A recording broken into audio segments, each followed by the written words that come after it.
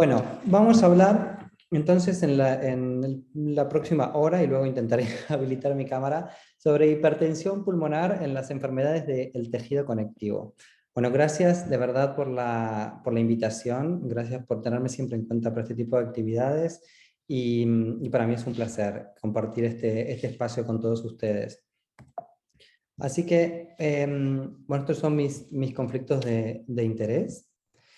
Y antes de empezar a hablar de esto, me gustaría que tengamos en cuenta algunos conceptos. Por empezar, ¿qué es lo que puede elevar la presión pulmonar en cualquier persona? La presión pulmonar media es función del gasto cardíaco, es función de la resistencia vascular pulmonar y es función de la presión capilar pulmonar. La resistencia vascular pulmonar, en realidad, es también una función de la longitud del vaso, de la viscosidad del líquido que circula por el vaso y el diámetro del vaso, o sea, el radio o el diámetro del vaso. ¿Esto qué quiere decir? Que cualquier persona que tenga un aumento del gasto cardíaco, como por ejemplo puede ocurrir en una anemia o en pacientes con enfermedad hepática o que tienen fístulas arteriovenosas, o sea, que tienen aumento del gasto cardíaco, o que tienen aumento de la presión enclavada, que ahora vamos a ver un poquito mejor de qué se trata, es decir, que tienen aumento de la presión capilar pulmonar o aumento de la presión en la aurícula izquierda por enfermedades del corazón izquierdo o por valvulopatías, frecuentemente enfermedad mitral o enfermedad aórtica, o que son personas añosas y que tienen disfunción del ventrículo izquierdo. Bueno, esa situación también puede hacer aumentar la presión pulmonar media, o bien directamente aumento de la resistencia vascular. Es decir, que exista estrechamiento de los vasos pulmonares, como ocurre en el remodeling, y que al final esto es la forma más pura de hipertensión pulmonar, que es aquella en el que se engrosa la pared del vaso y se estrecha por ese mecanismo. También puede haber trombosis pulmonar crónica, es decir, algo que ocluye directamente la pared del vaso sanguíneo, que hay una cuestión mecánica porque hay algo que está tapando, tapando directamente el vaso en su luz. O bien hay pérdida de vasos pulmonares, que esto puede ocurrir, por ejemplo, en las enfermedades pulmonares, en el que la fibrosis pulmonar o la EPOC puede ir destruyendo los vasos pulmonares y entonces generar una pérdida de vasculatura y por lo tanto aumento de la resistencia. Entonces, en líneas generales, si hay una enfermedad de las arterias pulmonares, de las ramas arteriales principales, como puede ocurrir por aumento de la resistencia, o bien una enfermedad del lecho capilar, esto se llama hipertensión pulmonar precapilar, porque en general la presión dentro de los capilares es normal. Ahora, si hay por algún motivo aumento de presión en la aurícula izquierda, que es lo que vimos anteriormente, que cursa con aumento de la presión capilar, hay aumento de presión en la aurícula izquierda, como puede ocurrir en una valvulopatía aórtica, mitral o en disfunción diastólica, cualquiera de esos mecanismos, la presión pulmonar se transmite retrógradamente hacia el ventrículo derecho. Eso genera un aumento de la presión entonces en el ventrículo derecho y a esto se le conoce como hipertensión pulmonar postcapilar. ¿Por qué? Porque cursa con aumento de presión en el lecho capilar pulmonar. Entonces, todas aquellas formas de hipertensión pulmonar que son enfermedades propias de las arterias pulmonares o de las ramas arteriales, o bien del lecho capilar que cursan con presión capilar normal, son precapilares. Y solamente aquellas que cursan con aumento de la presión en la aurícula izquierda son postcapilares. Entonces, conceptos como para trabajar. La hipertensión pulmonar es solamente la presión pulmonar media mayor a 20 milímetros de mercurio. Y aquí vimos que hay un montón de causas que pueden elevar la presión pulmonar media. Aumento del gasto cardíaco, aumento de la resistencia o aumento de la presión capilar pulmonar. La hipertensión pulmonar precapilar es entonces la presión pulmonar, o sea, hipertensión pulmonar, presión pulmonar media más de 20, con resistencia vascular pulmonar aumentada, más de 2 unidades Wood, y una presión capilar pulmonar, como vimos, normal, es decir, menor o igual a 15 milímetros de mercurio. Mientras que la hipertensión pulmonar postcapilar es hipertensión pulmonar, media más de 20, con presión capilar más de 15, que puede ser aislada, o sea, cuando tiene una resistencia vascular pulmonar, perdón, esto es al revés, aislada cuando tiene una resistencia vascular pulmonar menor de 2 unidades Wood, o combinada cuando tiene una resistencia vascular pulmonar mayor de 2 unidades Wood. Eso está exactamente al revés. Entonces, Todo esto que acabamos de hablar es lo que es el racionale como para clasificar a la hipertensión pulmonar en 5 grupos.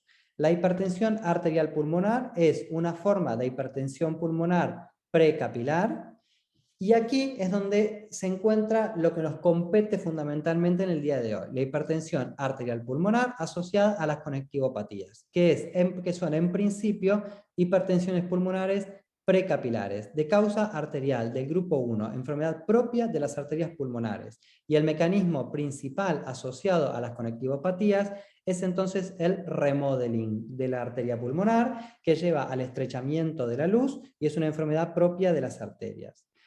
Luego, el grupo 2 son las enfermedades del corazón izquierdo, estas son las únicas postcapilares. El grupo 3 es la enfermedad pulmonar o la hipoxia, pero aquí, por ejemplo, entran las interstitiopatías y la EPOC como causas más importantes de la hipertensión pulmonar del grupo 3.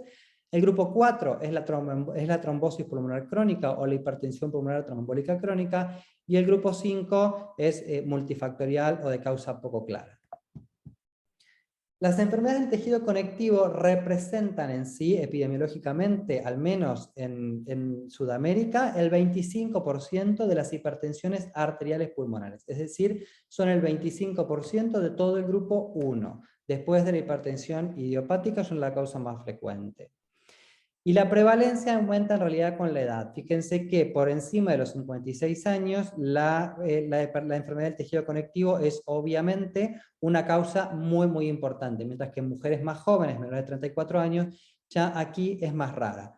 Lo cual nos abre la primera puerta, que en general las enfermedades del tejido conectivo, la hipertensión pulmonar asociada a las enfermedades del tejido conectivo aparece frecuentemente en mujeres, pero de edad avanzada, porque la enfermedad del tejido conectivo ha cumplido un ciclo, es decir, suele aparecer en enfermedades del tejido conectivo que tienen un tiempo de evolución, más allá de 3 o 4 años mínimo, de ahí en adelante. Cuanto más frecuente es la hipertensión pulmonar. Y es más frecuente, obviamente, en mujeres, mucho más frecuente en mujeres.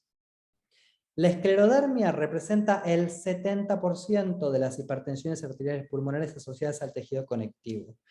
Y la prevalencia, si consideramos la esclerodermia, es del 5 al 19%, es decir, entre un 5 y un 20% de los pacientes con esclerodermia pueden desarrollar hipertensión arterial pulmonar en su evolución. Y esto ocurre en esclerodermias generalmente de más de 3 años de evolución. Pero fíjense que a la esclerodermia, que es obviamente la causa más frecuente, casi un 70%, le siguen el lupus, pero muy por debajo, luego la enfermedad mixta del tejido conectivo y mucho más raramente la artritis reumatoidea, la dermatomiositis y la polimiositis. Es decir, que las causas más frecuentes son esclero, lupus y enfermedad mixta del tejido conectivo. Y menos frecuente, artritis reumatoidea, dermato y polimiositis. Esto es muy importante porque el pronóstico de las hipertensiones arteriales pulmonares asociadas a las enfermedades del tejido conectivo es mucho peor. Fíjense que si consideramos, esto es la cohorte del Reveal, que es una cohorte de Estados Unidos, si consideramos este grupo de pacientes, pero que este fenómeno se reproduce en todos los registros, en el sueco, en el francés e incluso en el registro argentino, la hipertensión arterial pulmonar asociada a las enfermedades del tejido conectivo, que es la línea azul, es una de las que tiene peor pronóstico, casi junto con la hipertensión portopulmonar. Mientras que, por ejemplo, las congénitas o las idiopáticas tienen un pronóstico un poco mejor. Pero el pronóstico es aún peor si consideramos la hipertensión pulmonar asociada a la enfermedad intersticial. Porque, ¿qué ocurre? Habitualmente puede ocurrir que, por ejemplo, en la esclerodermia, que exista también enfermedad pulmonar intersticial. Habitualmente no es fibrosante, pero puede ocurrir. Pero puede ocurrir, por ejemplo, en artritis reumatoidea, donde sí puede tener una enfermedad pulmonar fibrosante del tipo de la UIP. Entonces, al final, la hipertensión pulmonar asociada a la enfermedad intersticial clasifica dentro del grupo 3 y aquí es donde tiene peor pronóstico, es decir, el pronóstico, y esto es del registro argentino. En Argentina, la hipertensión pulmonar de grupo 3, asociada fundamentalmente a las enfermedades del tejido, a las enfermedades intersticiales, es la que tiene peor pronóstico.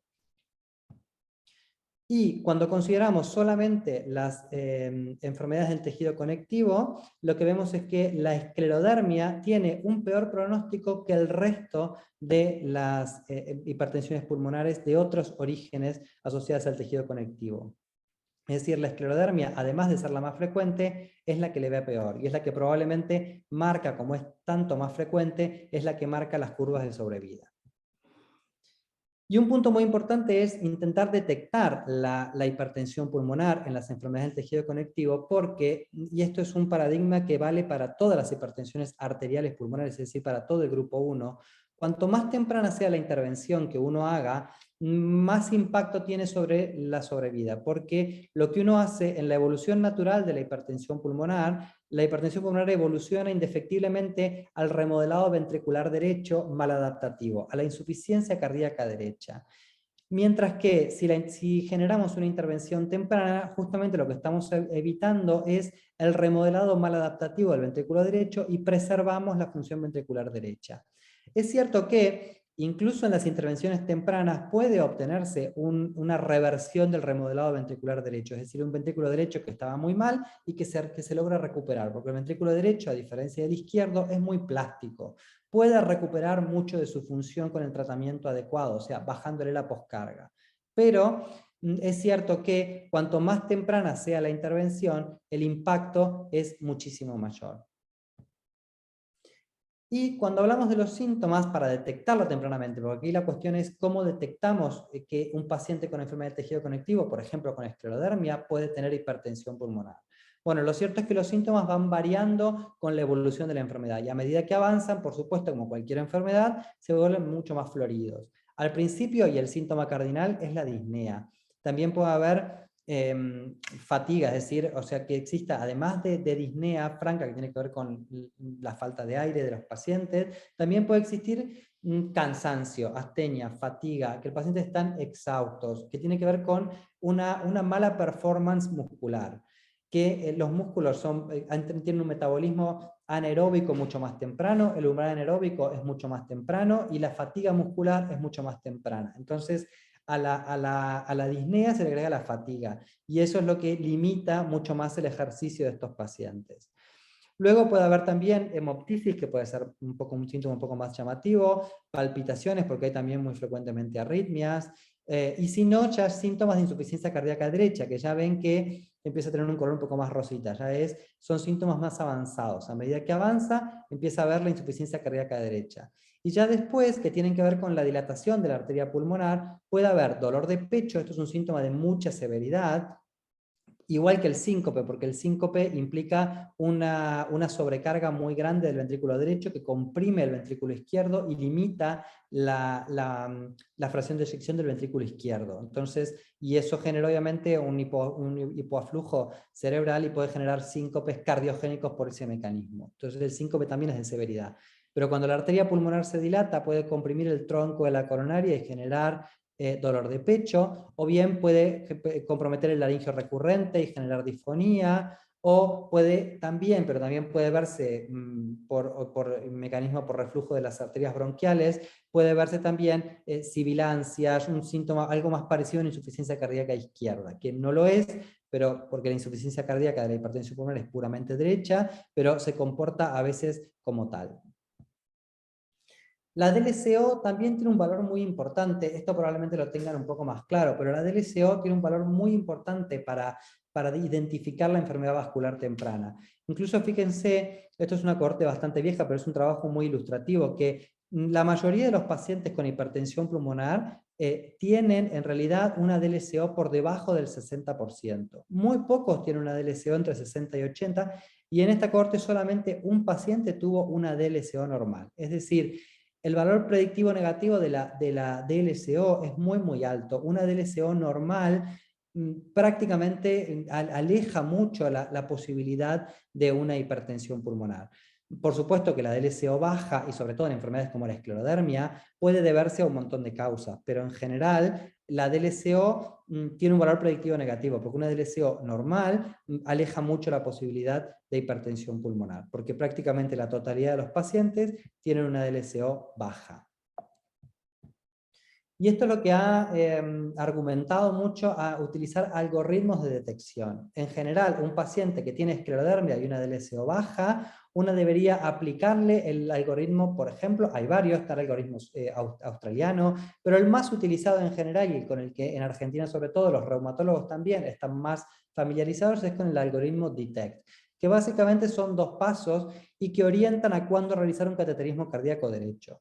Esto es válido solamente para la esclerodermia, pero al final abre un poco la idea de cómo podríamos actuar en otras formas, pero estrictamente es válido para la esclerodermia. ¿Qué es lo que se hace? Primero se utilizan variables no ecocardiográficas. Un punto muy importante es la relación entre la capacidad vital forzada y la capacidad y la DLCO. Generalmente un cociente entre la capacidad vital forzada y la DLCO mayor a 1.6 es predictor de enfermedad vascular, porque significa que la DLCO está desproporcionadamente baja respecto a la capacidad vital. Entonces hay como un desbalance. Y luego puede haber las telangiectasias o la elevación del NT-proBNP, la elevación del ácido úrico, la desviación del eje en el electrocardiograma. En sí se suman bastantes puntos que tienen que ver, más que hacerlo directamente, es tener presente cuáles son las variables que deberíamos tener en cuenta. Básicamente un paciente que tiene un BNP elevado, que tiene signos de desviación del eje en el electrocardiograma, que tiene telangiectasias y que tiene una DLCO desproporcionadamente baja respecto a la FBC, entonces deberíamos hacer sí o sí un ecocardiograma. Y en ese ecocardiograma ver si existen signos directos o indirectos de hipertensión pulmonar. Pues, ¿cuáles son los signos más directos? Bueno, la presión pulmonar elevada. Pero también puede haber dilatación de las cámaras derechas, dilatación de la aurícula derecha o del ventrículo derecho, que son signos indirectos de hipertensión pulmonar que igualmente tienen valor. Si el ecocardiograma, sumado al paso 1, el ecocardiograma tiene una probabilidad intermedia, que en realidad son puntos más de 35 de tener hipertensión pulmonar, entonces el paciente necesita un cateterismo cardíaco derecho. En resumidas cuentas, la recomendación es que en un paciente con esclerodermia, sobre todo limitada, porque la esclerodermia limitada, la esclerosis sistémica limitada, más frecuentemente se asocia con hipertensión pulmonar, más que la difusa. Pero en sí, cualquier paciente con esclerodermia, independientemente del espectro, que tenga una DLCO menor al 80%, requiere un screening anual con el algoritmo DETECT, con las recomendaciones de la Sociedad Europea o Cardiológica, que ahora las vamos a ver, y también considerar el cociente FVC o DLCO más de 1.6 y un NT-proBNP más de 2% del límite superior. Todo esto amerita un cateterismo cardíaco derecho. Cualquiera de estas, según el último simposio de NICE del 2018, que son recomendaciones que se traducen ahora en la nueva guía, pero en cierta forma, cualquiera de estos pasos que estén alterados obligan a hacer un cateterismo cardíaco derecho. Y en un paciente que tiene esclerodermia, pero con una DLCO más del 80%, se recomienda hacer una ecografía de corazón anual. La ecografía de corazón, este es el algoritmo de la última guía. El ecocardiograma lo que clasifica es la velocidad de rejustación tricuspidia, que esto es un punto muy importante porque en no todos los lugares la miden. Y es muy difícil correlacionarlo con la presión pulmonar, pero en líneas generales, si el paciente tiene más de 3.4 de velocidad de rejustación tricuspidia, que la presión sistólica estimada es la BRT, o sea, la velocidad de rejustación tricuspidia, eso 4 por la velocidad de rejustación tricuspidia más la presión en la aurícula derecha, eso es la presión sistólica estimada. Es decir que lo que toma en cuenta la presión sistólica es la BRT más la presión en la aurícula derecha, y ahí es donde está el punto. La presión en la aurícula derecha, el cardiólogo que hace el eco le puede poner 0, 5 o 10. Y al final, de acuerdo a cómo estime la presión en la aurícula derecha, es la variabilidad que puede tener la presión sistólica estimada. Por eso se prefiere utilizar la velocidad de rejustación tricuspidia solamente. Lo cierto es que si tiene más de 3.4, eso es de alta probabilidad y el paciente debería ser remitido directamente a un cateterismo cardíaco derecho. Mientras que si tiene entre 2.9 y 3.4 o menos de 2.8, ya la probabilidad es baja o intermedia. Y ahí dependerá de otros signos de hipertensión pulmonar. ¿Cuáles son? La dilatación en la aurícula derecha, el deterioro de la función ventricular derecha, que tenga, por ejemplo, dilatación de la arteria pulmonar, es decir, cualquier signo ecocardiográfico que implique una sobrecarga del ventrículo derecho son signos indirectos de hipertensión pulmonar, que generalmente los cardiólogos los informan. Y por lo tanto, si tiene una BRT de 2.9 y tiene además algún otro signo de hipertensión pulmonar, pues también será recomendable hacer un cateterismo cardíaco derecho. Este es el algoritmo de las últimas guías de hipertensión pulmonar de este año. Y a mí esto es lo que más me interesa como mensaje que tengan presente. La afectación vascular en realidad en una enfermedad del tejido conectivo puede darse en muchos niveles. Esto vale para la esclerodermia, pero fíjense que un paciente con esclerodermia puede tener hipertensión arterial pulmonar, puede tener deterioro de la función ventricular izquierda, puede tener enfermedad intersticial, puede tener enfermedad veno-oclusiva, que es una forma pura de afectación vascular del lecho capilar, es sumamente grave y muy agresiva, y es más común en la esclerodermia, o puede aparecer de manera idiopática, pero en la esclerodermia es más común. Y también pueden menos frecuentemente tener trombosis pulmonar crónica. Es decir, la afectación vascular puede darse a distintos niveles, pero esto es muy importante tener en cuenta, porque imagínense la situación en la que un paciente tenga fundamentalmente un aumento de presión un aumento de presión en la aurícula izquierda. Entonces, si nosotros dilatamos, damos un vasodilatador pulmonar que actúa a este nivel donde está el círculo rojo, es decir, démosle cualquier vasodilatador pulmonar, al dilatar la vasculatura, al dilatar las arterias pulmonares principales y las ramas principales, disminuimos la poscarga del ventrículo derecho y el ventrículo derecho eyectará más sangre hacia la circulación pulmonar. Pero si del otro lado encuentra que hay un aumento de presión en la aurícula izquierda, lo que se generarán serán fuerzas contrapuestas entre la sangre que sale del ventrículo derecho porque encuentra menor poscarga, porque hemos dado un vasodilatador para dilatar toda esta parte, y encuentra aumento de presión del otro lado. Entonces lo que terminaremos generando es un aumento de presión en el lecho capilar pulmonar. Entonces lo que vamos a hacer es poner de manifiesto mucho más violentamente este componente postcapilar que tienen los pacientes.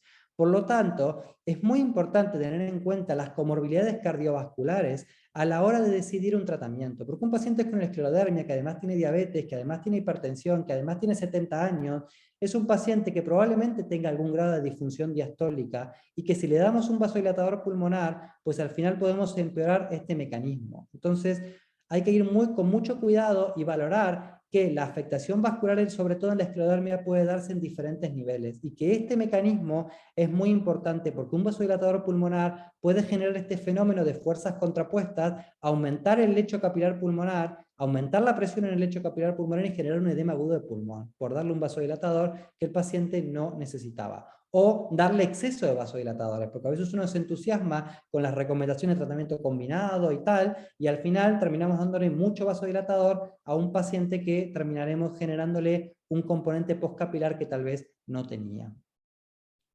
Entonces, en el algoritmo de pensamiento de diagnóstico, cuando sospechamos hipertensión pulmonar y tenemos un ecocardiograma con probabilidad intermedia o alta, lo primero que tenemos que valorar es si existe enfermedad cardíaca izquierda. Y si existe enfermedad cardíaca izquierda que justifique la hipertensión pulmonar, pues será una hipertensión pulmonar de grupo 2. Luego veremos, probablemente, esto hasta que no tengamos un cateterismo no se puede confirmar, pero es probablemente una hipertensión de grupo 2. Y luego veremos si es aislada o es combinada, o si nos equivocamos y es una hipertensión pulmonar de grupo 1 con factores de riesgo, ¿vale? Si no tiene enfermedad cardíaca izquierda, entonces será una hipertensión pulmonar probablemente precapilar y tendremos que completar los estudios para identificar a cuál de los 5 grupos, exceptuando el grupo 2, o sea, cuál de los 4 grupos que nos quedan, pertenece el paciente.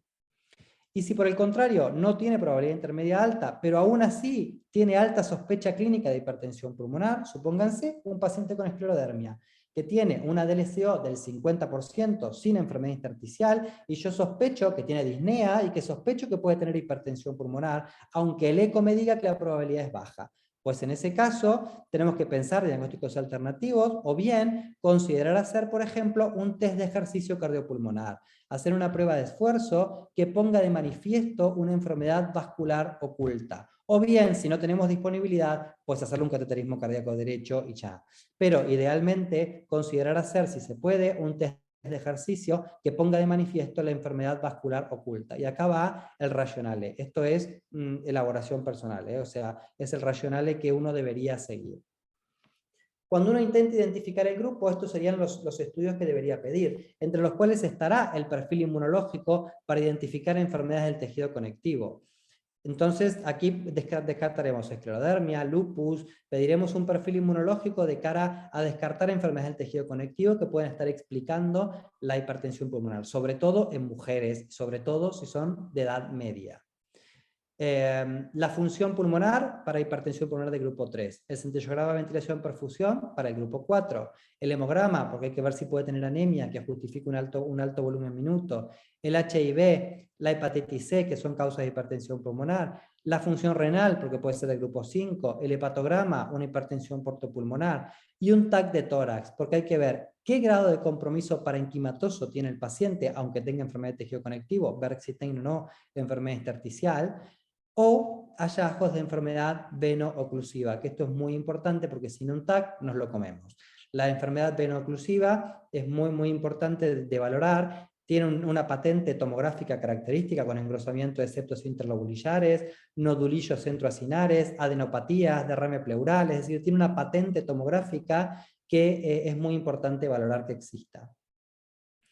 Este es el algoritmo que proponen las guías, la guía actual, la guía de este año, publicada hace muy poquitín. Este es el algoritmo de tratamiento, de diagnóstico que proponen, que en realidad es un poco lo que venimos hablando. Es juicio clínico, básicamente, pedir un NT-proBNP, o sea, ir juntando cositas que nos arrimen el bochín a la posibilidad de hipertensión pulmonar. Y a partir de ahí sospechar la causa de la disnea inexplicada en principio. Si es una probable hipertensión pulmonar o enfermedad cardíaca, pues hay que hacer un eco o una prueba de esfuerzo. O sea, aquí entra la prueba de esfuerzo, el CPET es la prueba de esfuerzo, como les decía. O sea, en mi algoritmo el CPET igual sigue existiendo. Y también puede haber que la disnea sea explicado por una causa pulmonar, que no necesariamente está, por eso está esta flechita aquí en el medio, no necesariamente tienen que estar no relacionados. La enfermedad pulmonar puede estar relacionada con la enfermedad cardíaca o con la hipertensión pulmonar. Pero por eso es importante pedir la tomografía de tórax, la radiografía, estado ácido base, pruebas de función pulmonar y también una prueba de esfuerzo. Y el resto es más de lo que estamos hablando, yo no me voy a meter mucho más en eso. Vamos a plantear un caso, como para ir metiéndonos un poco, ordenando todo esto que venimos hablando. Imaginemos entonces, Isabel, esto es un caso real, Isabel, que tiene 58 años, es ex-tabaquista, es diabética, es hipertensa, tiene esclerodermia limitada, ojo con que sea limitada porque es más frecuentemente asociada con hipertensión arterial pulmonar. Tiene diagnóstico en el 2010, o sea, es una esclerosis de larga data, también, dato no menor, porque si tiene una esclerosis limitada, diagnosticada hace 6 meses, es una cosa, si tiene una esclerosis limitada, diagnosticada hace 10 años, es otra. Más de 3 ya cobra relevancia. Además tiene cirrosis biliar, otro dato. Además tiene enfermedad pulmonar intersticial, tiene una NINE, hasta ahora no sabemos qué función pulmonar. Tuvo un TEP en el 2015, es decir, es un compendio de cosas que pueden justificar la elevación de la presión pulmonar. Y de hecho, en el eco tiene un ventrículo derecho y una aurícula derecha dilatadas, signos indirectos de hipertensión pulmonar, tiene un TAPSE de 12, signo indirecto de hipertensión pulmonar, tiene una IT severa, signo indirecto de hipertensión pulmonar, y tiene una presión sistólica estimada en 78, signo directo de hipertensión pulmonar. Y derrame pericárdico, que es un signo de severidad ecocardiográfica en hipertensión pulmonar. Entonces, esta paciente, ¿qué tiene? ¿Tiene hipertensión arterial asociada a la esclerodermia? Es una opción. Tiene esclerodermia, razón suficiente para pensar que puede tener una hipertensión arterial pulmonar.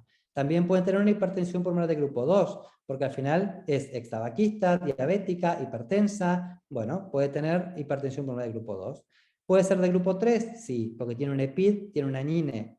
Entonces, bueno, es extabaquista, al final puede tener, va con micofenolato, o sea que debe tener una NINE significativa. ¿Puede tener un grupo 3? Puede ser. El grupo 3 es menos frecuente en esclerodermia, pero puede ocurrir también. ¿Puede tener una hipertensión tromboembólica crónica? Bueno, tuvo un TEP en el 2015, es un TEP alejado, es una opción que también estamos obligados a descartar. Y también portopulmonar, hay que buscar, a ver, tiene cirrosis biliar, hay que buscar que tenga signos indirectos de hipertensión portal o directos de hipertensión portal, pero al final puede ser también una portopulmonar. Es decir, esta paciente tiene múltiples causas que lo explican. ¿Qué hacemos entonces? Pues vamos viendo. Esta es su tomografía. Tiene enfermedad intersticial, pero la verdad que no es gran cosa. Tiene una TLC de 75% y una afectación que al principio no es fibrosante, es decir, no tiene mucha destrucción del parénquima, ¿no? O sea, tiene una afectación más bien inflamatoria. Tiene una DLCO por tierra bajísima, 25%, desproporcionadamente baja a la FBC, o sea, tiene una DLCO mucho más baja. Una tolerancia al esfuerzo, bueno, ahí ni satura 78%, 95 a 78. Tiene una PO2 basal de 81, un poco hipocápnica. Dato no menor, porque las hipertensiones arteriales pulmonares generalmente tienen hipocapnia, porque tienen hipersensibilidad de los glóbulos carotídeos y suelen tener hiperventilación. Conclusión, tienen lo que se llama ineficiencia ventilatoria en la prueba de esfuerzo cardiopulmonar. Es decir, que tienen una hipocapnia generalmente. Es muy raro que encuentren hipercapnia en un paciente con hipertensión arterial pulmonar. Es decir, tienen que hacer sospechar otra cosa. El cateterismo cardíaco derecho obviamente es mandatorio, se los voy a simplificar por si no lo tienen muy claro. El catéter, se introduce un catéter de Swan-Ganz que por flotación avanza un balón. Esta es la curva aurícula derecha que tiene una onda X y una onda V que coincide con la contracción auricular y ventricular. Luego el ventrículo... El ventrículo derecho, esto es right ventricular pressure, la verdad que es muy poco feliz la abreviatura que le puse aquí, pero bueno, no importa, es igual. Esta es la presión del ventrículo derecho. ¿Por qué sabemos que es ventrículo derecho? Pues porque llega casi a cero, cosa que la arteria pulmonar, además de tener el notch de la pulmonar, tiene una presión diastólica mucho más elevada que la presión del ventrículo derecho. Eso es lo que más nos distingue si estamos en aurícula o si estamos en ventrículo cuando hacemos un cateterismo. Entonces el catéter avanza por flotación, llega a la arteria pulmonar y de ahí nos vamos a la rama de la pulmonar, donde vamos a inflar el balón, lo desinflamos y al inflar el balón obtenemos lo que se llama presión de enclavamiento, presión wedge, presión de oclusión pulmonar o PCP o como le quieran llamar. Esto es la presión capilar, que es la presión que detecta a distal al balón. Y por lo tanto es un reflejo de la presión en la aurícula izquierda. Por eso es que es elevada solamente en las hipertensiones pulmonares postcapilares. Este es el resultado. Me pueden interrumpir si no entienden en cualquier momento, o sea, no tengo ningún problema. Si hay algo que no van entendiendo, tienen alguna duda, pues pueden interrumpirme, no sé si pueden, o habilitar el micrófono, no sé cómo funciona, pero pueden interrumpir. Estas son las mediciones ecocardiográficas. Fíjense que tiene un índice cardíaco muy bajito. El normal es 2, el normal es 2,5, tiene 2,1. Es un índice ahí, intermedio. Una presión media de la pulmonar muy alta, 42. Recuerden que el normal era 20. Una presión de oclusión normal, es decir, es una hipertensión pulmonar precapilar con deterioro de la función ventricular derecha, porque tiene un índice cardíaco bajito. Una aurícula derecha elevada, de 8, y resistencia vascular pulmonar elevada. Es decir, esta paciente tiene una hipertensión pulmonar precapilar con disfunción ventricular derecha, probablemente asociada a su esclerodermia, porque al final es una hipertensión pulmonar muy importante. Y es poco probable. ¿Qué otra razón tenían para un componente precapilar? Volvemos para atrás. Para un componente precapilar, teníamos o bien que sea un aporto pulmonar, que si no tiene signos de hipertensión portal, pues podríamos descartarla. ¿Podría ser una tromboembólica crónica? Sí, pero me olvidé decirles que tiene una gammagrafía ventilación-perfusión que es negativa, y para el grupo 3 tiene muy poca cosa. Tiene lo que vimos, tiene una DLCO desproporcionadamente baja, la FVC, y el componente es más inflamatorio. Así que esto parece ser una hipertensión arterial pulmonar asociada a la esclerodermia. Ahora, ¿cuál es la gravedad? ¿Qué tan grave es? Vimos que tiene disfunción ventricular derecha, pero la evaluación actual, o sea, para decir qué tan grave es esta hipertensión arterial pulmonar, hay que hacer una evaluación multimodal, una evaluación de lo que se llama evaluación de riesgo. Y hay que ver varias esferas, biomarcadores, esfera clínica, que básicamente involucra cómo se siente el paciente, si tiene síncope, la clase funcional, si los síntomas progresan rápido o lento, si tiene signos de insuficiencia cardíaca, y eso básicamente es la esfera clínica. La esfera de la tolerancia al esfuerzo. Podemos hacer una prueba de esfuerzo cardiopulmonar o una prueba de caminata. Es decir, qué distancia recorre, cómo tolera el esfuerzo. Una ecografía de corazón. ¿Para qué? Para ver signos de severidad, derrame pericárdico, que ya se los dije, y el área de la aurícula derecha. Y aquí también, muy importante, que se incorpora ahora en las nuevas guías, la función ventricular derecha. Y la evaluación hemodinámica, fundamentalmente el índice cardíaco, la saturación venosa y la presión en la aurícula derecha. Esta es la estratificación de riesgo actual que propone el famoso semáforo de las guías de la ERS o de la Sociedad Europea de Cardiología. Estas son las variables que se consideran de bajo riesgo, de riesgo intermedio o de alto riesgo. Básicamente, un paciente que tiene un BNP bajito, que tiene una función ventricular derecha conservada, que no tiene derrame pericárdico, que tiene una aurícula derecha chiquita, que tiene una hemodinámica con una right atrial pressure, una presión en la aurícula derecha baja, con un índice cardíaco preservado, una stroke volume index, aquí no me voy a meter demasiado, pero básicamente esto es una medida de la contractilidad cardíaca o una saturación venosa aceptable, es decir, un perfil de bajo riesgo es un paciente que cumpliría con todas estas características. Y si no cumple con estas características, pues será de riesgo intermedio o de riesgo alto. ¿Y cuál es el problema de esto? Que se darán cuenta que es un poco engorroso, porque son muchas variables, entonces para el seguimiento es un poco complicado. Lo que sí tenemos claro es que un paciente que alcanza y mantiene un perfil de bajo riesgo es un paciente que tiene mucho mejor pronóstico. Fíjense que tener las variables en verde tiene un 68% de supervivencia a los 5 años, mientras que tener un perfil de alto riesgo, o sea, variables en rojo, tiene una supervivencia alrededor de un 20%. Es decir, en hipertensión arterial pulmonar, independientemente de la etiología, porque aquí también es cierto que la esclerodermia tiene incluso un peor pronóstico, pero globalmente alcanzar un perfil de bajo riesgo involucra un buen pronóstico en cualquier forma de hipertensión arterial pulmonar. Mientras que permanecer estable en un riesgo intermedio, o sea, con variables en riesgo intermedio, o alto, ni hablar alto, siempre se asocian con un peor pronóstico. Es decir, que lo ideal es el paciente, la meta de tratamiento es tener un paciente en bajo riesgo. Hacia ahí es hacia donde vamos. Pero ¿qué pasa?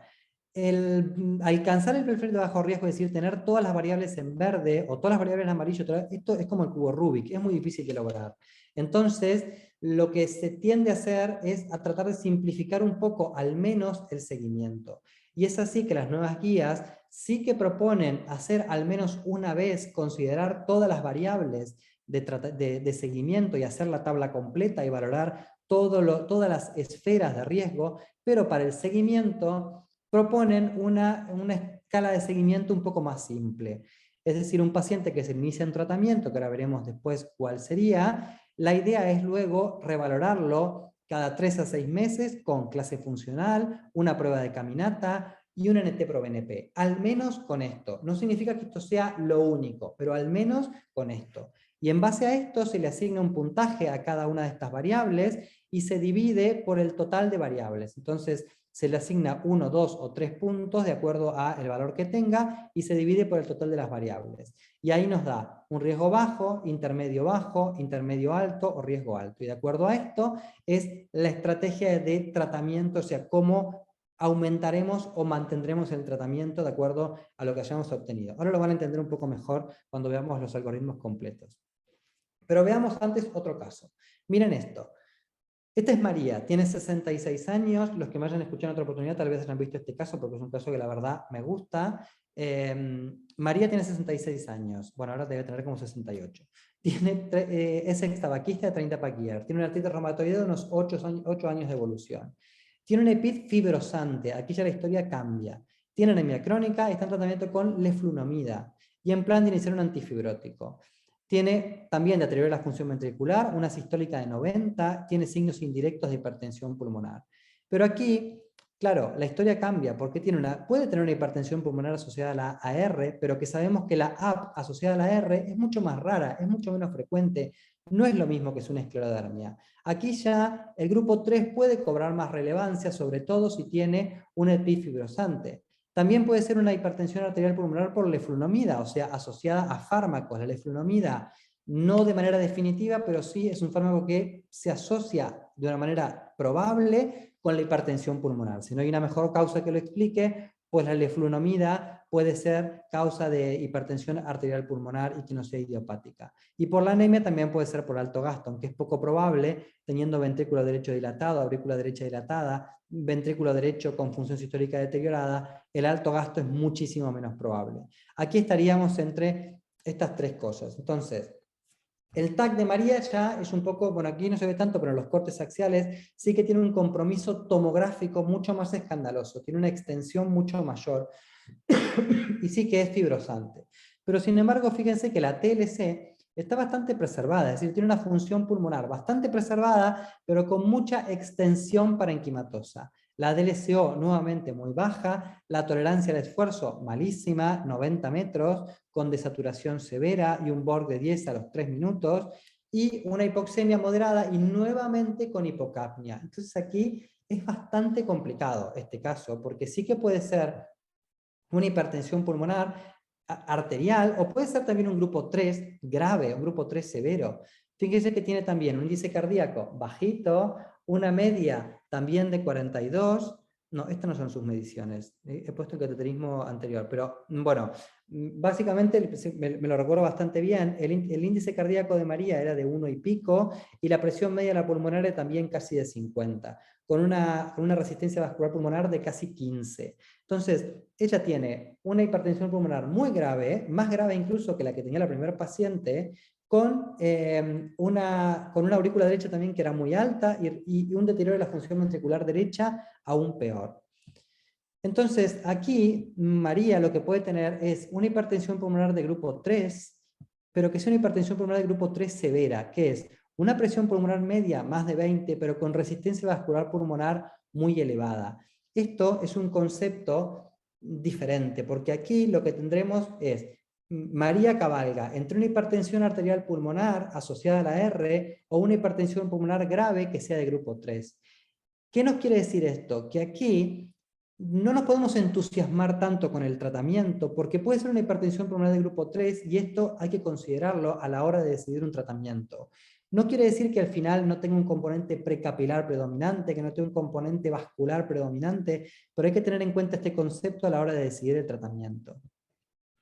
¿Por qué? Porque en el grupo 3, o sea, en los pacientes que tienen enfermedad del tejido conectivo y que tienen mucha repercusión funcional respiratoria o tomográfica, hay que distinguir dos cosas. Que sea un fenotipo adaptativo, es decir, que tiene con la evolución de la fibrosis, que correlaciona con la fibrosis y que está explicado mayormente por pérdida de la vasculatura, de los mecanismos que vimos inicialmente, es decir, que la misma fibrosis al ir avanzando destruye también los vasos pulmonares y destruye también la vasculatura, o puede ser lo que se llama fenotipo vascular, que tenga mecanismo multifactorial, pero fundamentalmente explicado por remodelado vascular.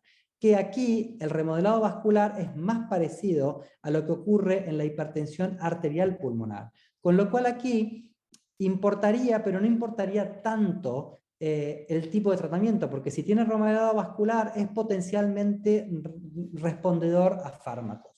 Tal vez menos que si fuera una hipertensión arterial pulmonar pura, pero sí que es potencialmente respondedor. Y probablemente María caiga dentro de esto, que tenga parte de su componente de hipertensión pulmonar explicado por la artritis reumatoidea y otra parte por un remodelado vascular explicado por la fibrosis pulmonar, pero que sea un fenotipo vascular dentro del grupo 3, es decir, un grupo 3 más 1.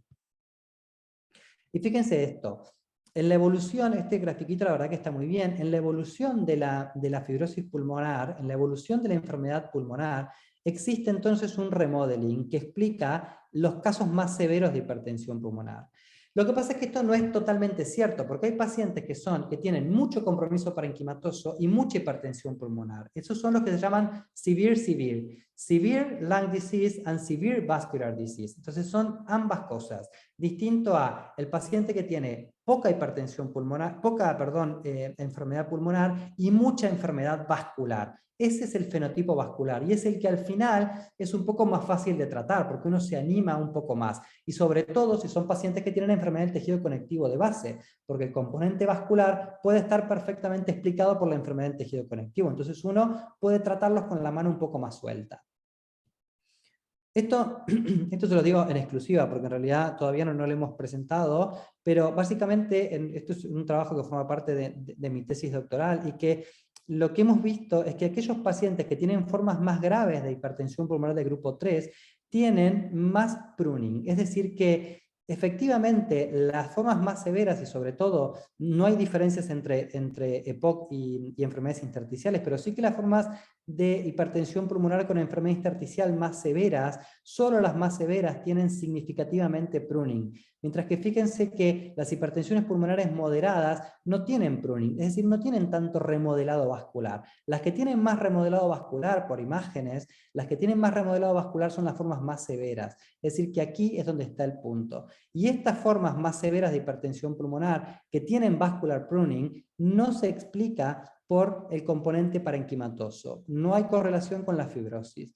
Lo cual no quiere decir que sean respondedores al tratamiento. Esto es otro cantar, es otra historia. Pero sí que sabemos que el mecanismo probablemente vaya por acá. Los tiros deben ir por este lado. Es decir, los pacientes con más severos tienen pruning vascular, tienen más remodelado vascular y a día de hoy lo podemos cuantificar. Entonces la pregunta es, cuando tenemos un paciente como María, ¿es un fenotipo vascular o es una hipertensión arterial pulmonar?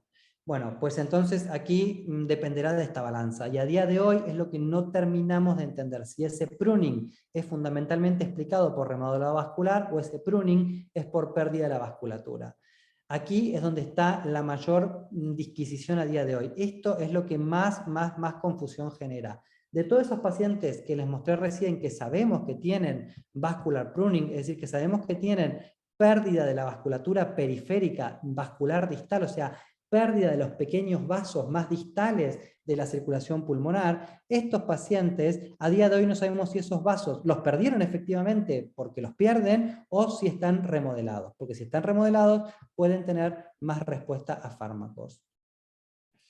Y aquí miren esto, ya es un poco más viejo, del año 2018, que ya aquí tratábamos de distinguir qué criterios en pacientes como María podían favorecer más al grupo 1 y qué criterios podían favorecer más al grupo 3.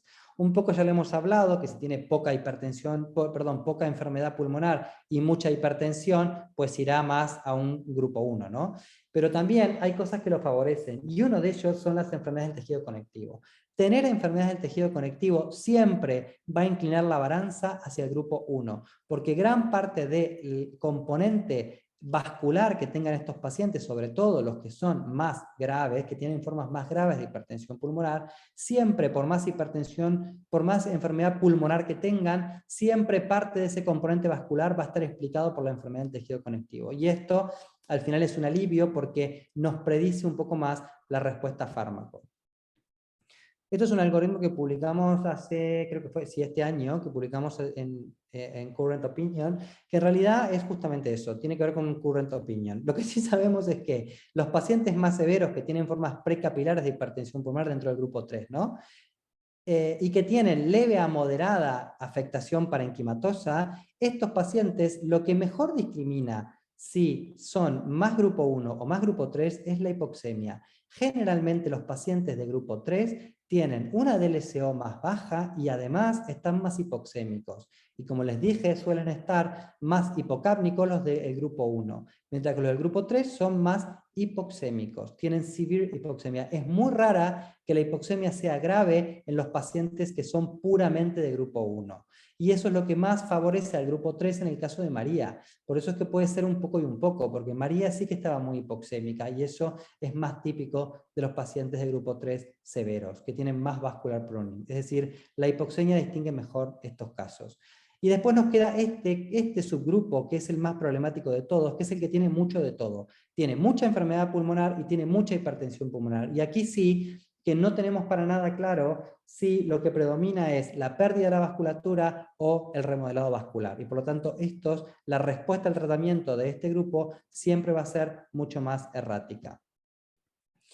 Y otra cosa que también hemos visto en otro trabajo que hemos presentado no hace mucho tiempo, es que las enfermedades del tejido conectivo tienen peor respuesta en general a los tratamientos, lo cual no es una novedad porque es un fenotipo de peor pronóstico, las enfermedades del tejido conectivo en general, pero lo que sí es interesante es que la DLCO, cuanto más baja esté, también predice una peor respuesta, es decir, una DLCO por encima del 40% es predictor de respuesta favorable al tratamiento farmacológico en la hipertensión arterial pulmonar, mientras que la DLCO baja o la presencia de enfermedades del tejido conectivo en general hacen que la respuesta sea más errática.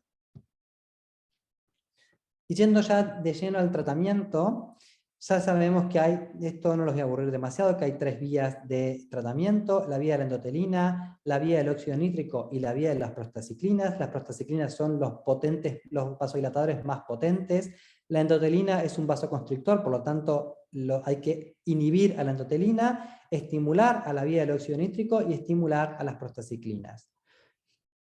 Para inhibir a la vía de la endotelina tenemos el ambrisentan, el macitentan y el bosentan, que son antagonistas de los receptores de endotelina. Para estimular a la vía del óxido nítrico tenemos a los inhibidores de la fosfodiesterasa, que impiden la metabolización del GMP cíclico y por lo tanto, al inhibir la fosfodiesterasa aumenta el GMP cíclico y genera más efecto vasodilatador, que son el sildenafil y el tadalafil, las drogas más conocidas para la hipertensión pulmonar. Y un poco menos conocido, el estimulador de la guanilato ciclasa, es el estimulador más potente de la vía del óxido nítrico, que es el riociguat, que estimula directamente la guanilato ciclasa y por lo tanto estimula directamente la producción de GMP cíclico. Estos dos fármacos, el riociguat y el sildenafil y tadalafil, no se pueden combinar, no se combina, la combinación está contraindicada. Sí, la vía del óxido nítrico con la endotelina o con los prostanoides. Y los prostanoides son el treprostinil, el epoprostenol, que el treprostinil puede ser subcutáneo, intravenoso o inhalado. El epoprostenol, que es, bueno, y ahora vendrá también el treprostinil oral, que es el orenitram. El epoprostenol, que es intravenoso. El iloprost, que es inhalado. Y el Selexipag, que es oral.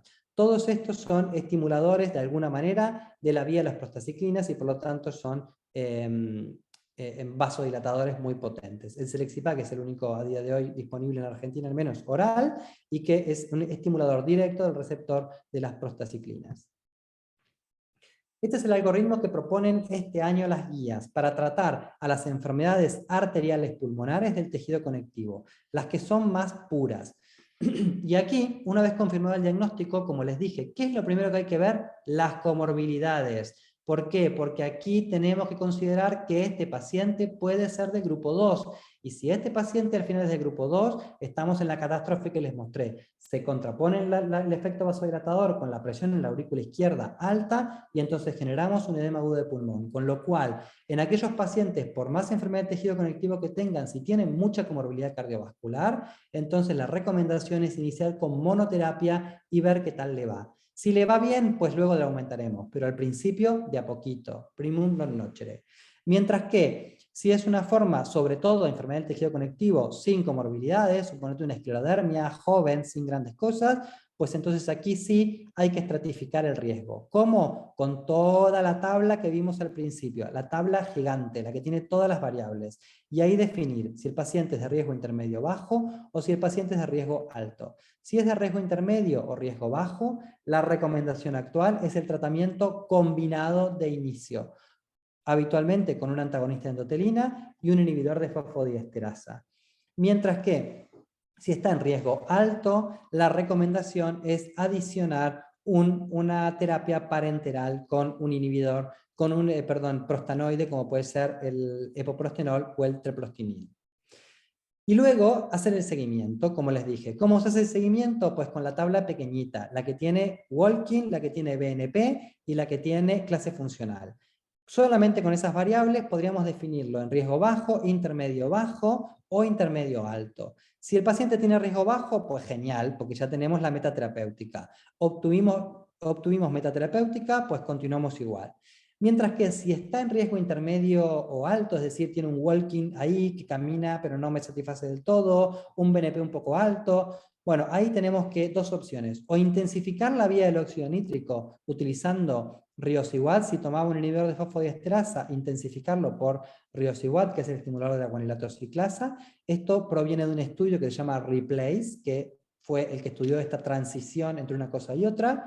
Y si no, adicionar un prostanoide oral, como puede ser el Selexipag, a día de hoy el único disponible. El prostanoide, la evidencia del Selexipag proviene del estudio Griffon, que es el que estudia Selexipag en triple terapia, add-on a terapia combinada o a monoterapia. Pero en definitiva, si el paciente venía con doble terapia y permanece en riesgo intermedio alto, perdón, en riesgo intermedio bajo, o intensificamos con riociguat o bien estimulador del receptor de prostaciclina, Selexipag. Mientras que si está en riesgo intermedio alto, aquí ya las guías recomiendan adicionar una terapia parenteral y enviarlo a trasplante. Pero ojo, ¿por qué? Hay que recordar las excepciones a toda esta historia. El paciente, uno, recordarlo las comorbilidades, y otra, si el paciente tiene enfermedad intersticial, hay que considerar aquellos fármacos que han sido peligrosos en la enfermedad intersticial. Uno de ellos es el riociguat. El riociguat ha demostrado ser peor en pacientes que tienen enfermedad intersticial. En realidad se lo probó en hipertensión pulmonar con EPID idiopáticas, no asociadas a enfermedad del tejido conectivo, pero por carácter transitivo, cualquier enfermedad intersticial se prefiere tomar con precaución el uso de riociguat en enfermedades pulmonares intersticiales, incluso las asociadas en tejido conectivo. En las idiopáticas directamente está contraindicado, pero si tiene mucha enfermedad intersticial, ojo con transicionar sildenafil con riociguat, porque hay un estudio que se llama RISE, en el que demostró peor outcome en pacientes que recibieron riociguat versus placebo.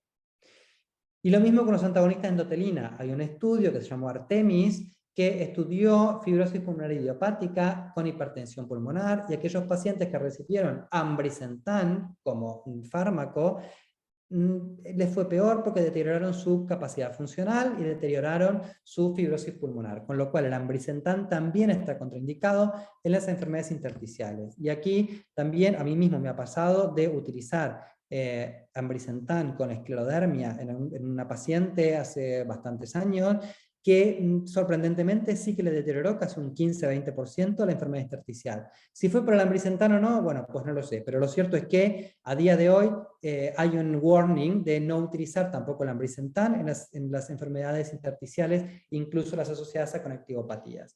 El macitentan es una droga en principio más segura porque no ha demostrado empeoramiento de las enfermedades intersticiales, y el bosentan ni, porque lo cierto es que no se ha demostrado ni a favor ni en contra. La evidencia es más contradictoria. De manera tal que de utilizar un ERA, la elección sería probablemente macitentan.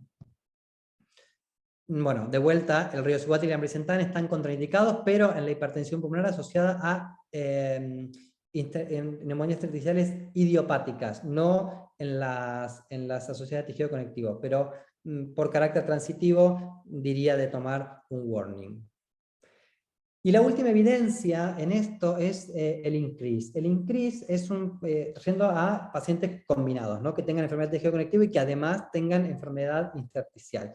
Pues en este caso, el estudio INCREASE, que es treprostinil inhalado, es un estudio interesante en el sentido de que ha incluido cualquier cosa. Ha incluido hipertensiones pulmonares idiopáticas, EPID idiopáticas, de las cuales un 28% eran FPI, enfermedades del tejido conectivo, que esto puede ser un sesgo, porque como les dije, estos pacientes van a ser más respondedores dentro de la EPID, van a ser los más respondedores porque tienen un componente arterial explicado por la propia enfermedad del tejido conectivo, un síndrome combinado de enfisema fibrosis, que a esto les va siempre mal, y otra EPID que hay de todo, aquí sarcoidosis, y bueno, hay un montón de otras cosas. Entonces, lo cierto es que de todos estos pacientes sí que ha demostrado el treprostinil inhalado una mejoría en la caminata de 6 minutos y una mejoría en el BNP. No se considera impacto hemodinámico porque los pacientes no se recateterizaron. Pero, ¿qué es lo interesante de esto? Que es un fármaco que en principio podría funcionar en enfermedades pulmonares intersticiales, también está aprobado para la hipertensión arterial pulmonar y, por otro lado, también tiene un subestudio que es este, que es un post-hoc, donde al menos parece que no solamente no daña, sino que incluso puede mejorar la capacidad vital de los pacientes, y a día de hoy hay un estudio ongoing para ver si esto se sigue reproduciendo, el efecto del treprostinil inhalado sobre la capacidad vital forzada. Esto todavía está por verse, pero es una puerta que se abre. En sí, no es que les quiero vender el treprostinil inhalado, pero es probable que sea un fármaco que se posicione un poco mejor en este sentido, en el que al menos no deteriora la capacidad vital, porque incluso puede mejorarla en las formas idiopáticas, sirve para la hipertensión arterial pulmonar El único inconveniente es que es un fármaco inhalado, tiene su historia como para administrarlo, pero bueno, habrá que ver. Pero lo que les transmito es una de las evidencias más recientes y un fármaco que podría funcionar en estos pacientes que tienen un poco y un poco, como por ejemplo María, que de hecho el fármaco que le puse yo en su momento fue Iloprost. Entonces, key message, ¿qué nos quedamos de todo esto? La hipertensión arterial asociada a enfermedad de tejido conectivo es una de las formas más agresivas dentro del grupo 1. Es una forma de mal pronóstico ya per se. La asociada a la esclerodermia es por lejos la más frecuente, 70% de todas las causas. Luego le siguen el lupus y la enfermedad mixta del tejido conectivo. Más raras son la artritis reumatoidea y la dermatomiositis. Y después hay causas multifactoriales que hay que tener en cuenta a la hora de decidir los tratamientos. Siempre valorar la posibilidad de grupo 3 o cuánto componente puede haber de grupo 3 y también valorar, fundamental, las comorbilidades y la posibilidad de grupo 2, es decir, que es una disfunción diastólica.